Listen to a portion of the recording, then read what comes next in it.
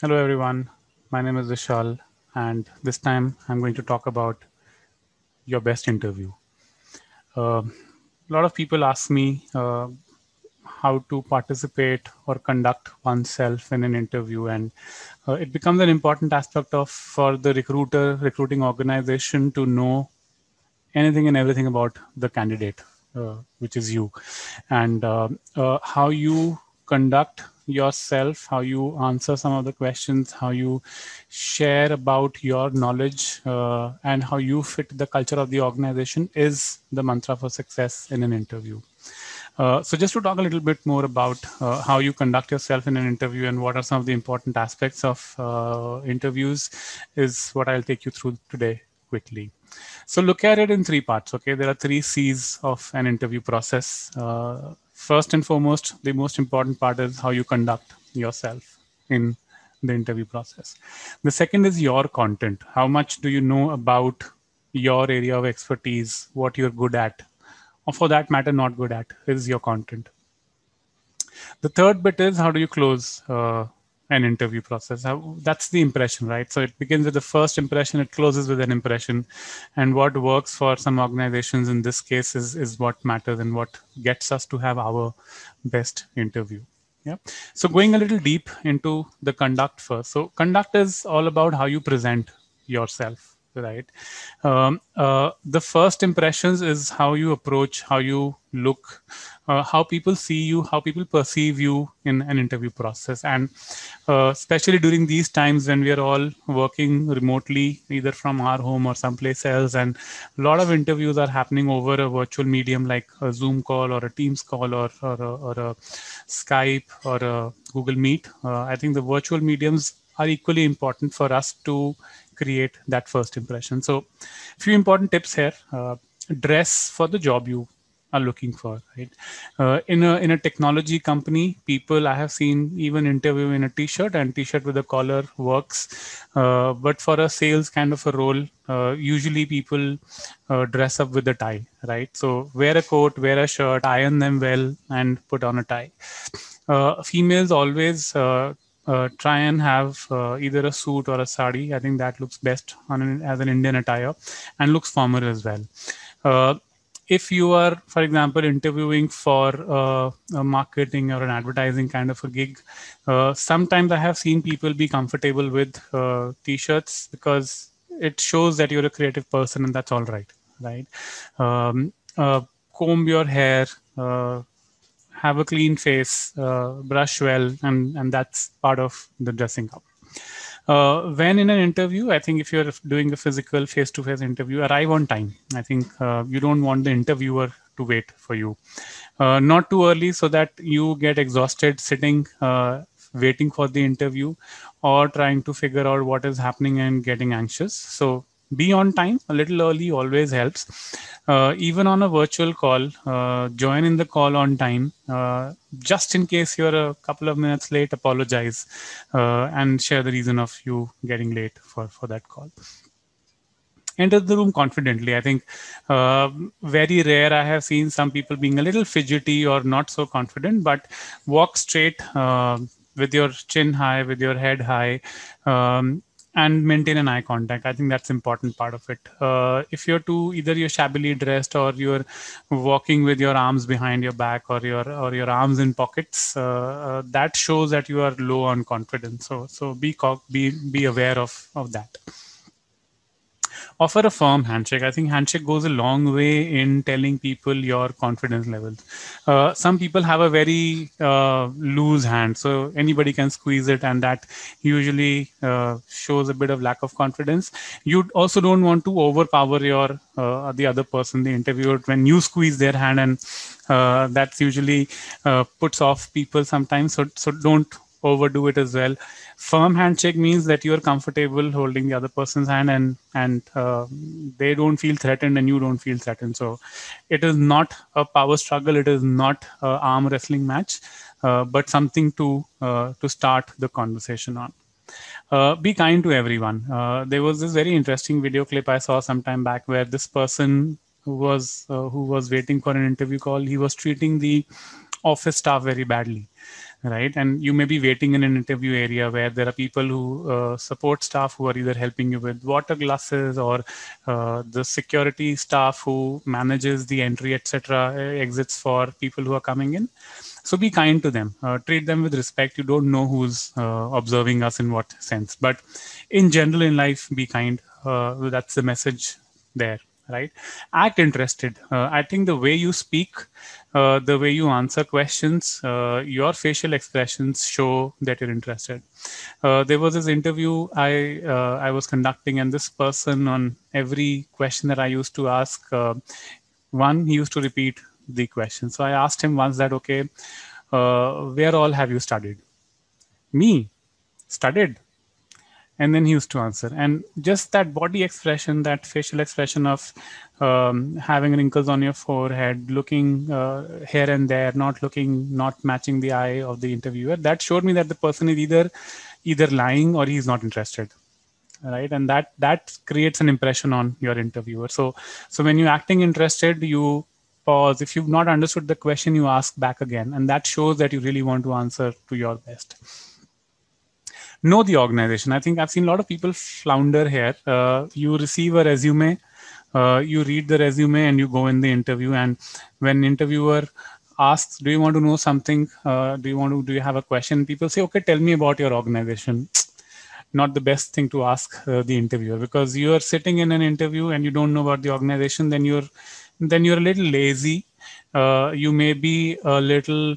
You're just trying your luck, right? You're not serious about your job. You're not serious about your career. That's the impression that people get.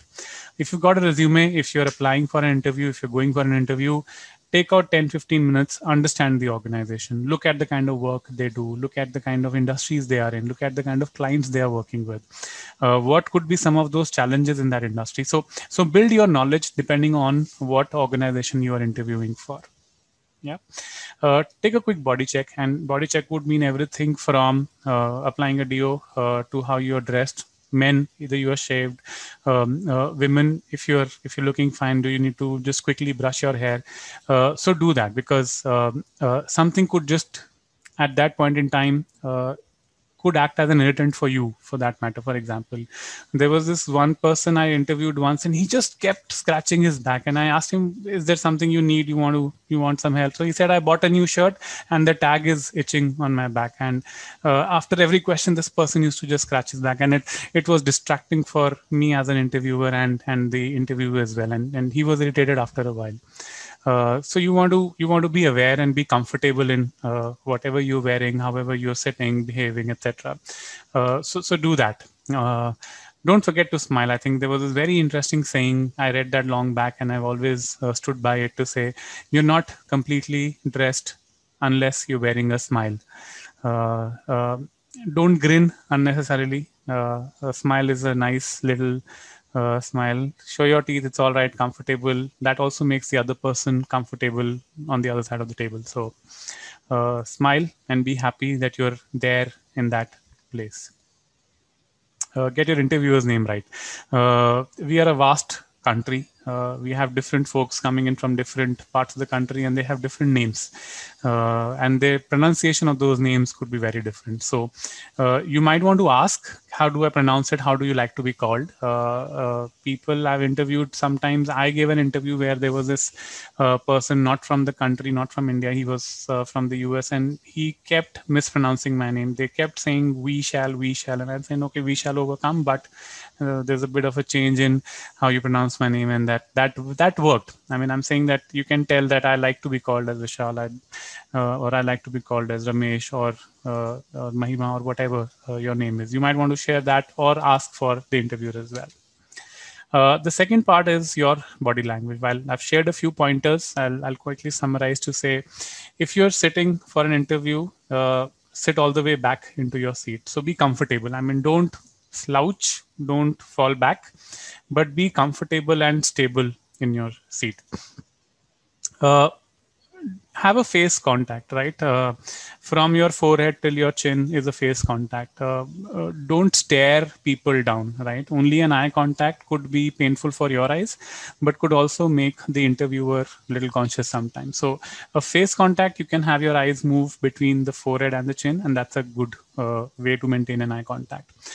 Use hand gestures while speaking. I think sometimes that gives you confidence. Sometimes it also tells the interviewer that you are really passionate about the topic, and hand gestures help. One, it gives a full body view to the interviewer, so it shows that you're open to ideas. It shows that you're open for discussion, and hand gestures help. If you're not comfortable with that, clasp your hand, put them on the table, and talk. Show your palms. So if sometime, like I said, if you're comfortable and you're talking, it's okay to talk, sharing your body language, talking with your hands as well. Don't be close, okay? Don't sit with close body contact. Plant your feet on the ground. I think the best way is that has worked for me, that brings me a lot of confidence, is when I have my toes. So I take back my feet and I plant my toes on the ground below the seat. So that's the saying which says be on your toes, and that's almost like that. So you're very attentive. The body knows this is the time to be attentive, and that's what works for you, even in your confidence and in your mind, and when you're thinking of answers. Planting your feet on the ground helps. In case you're walking, work on your walk. I think, like I said in the previous part, be confident when you're walking. Don't bump into things. Try and stay clear. Take a second just to understand how the room is, and if you want to just take a certain route while reaching your seat, which seat would you sit on? Which seat will you take? So be confident on that. Be aware. Breathe deeply. I think that really helps. Sometimes it's just nerves. When you're starting an interview, when you're about to talk, when you're just sitting down, just take a deep breath and exhale from your mouth, and that calms nerves most of the times. Nod your head while listening. In a virtual environment, for example, you could have background noises and you might be on mute, but you have your video on. So when you're nodding, the other person knows that you're listening to them, that you're interested and you're understanding, right? If you don't understand something, question and understand the question better. So nodding or using verbal cues like that helps the interviewer know that you're listening to them, right? Lean in, again, this is more physical.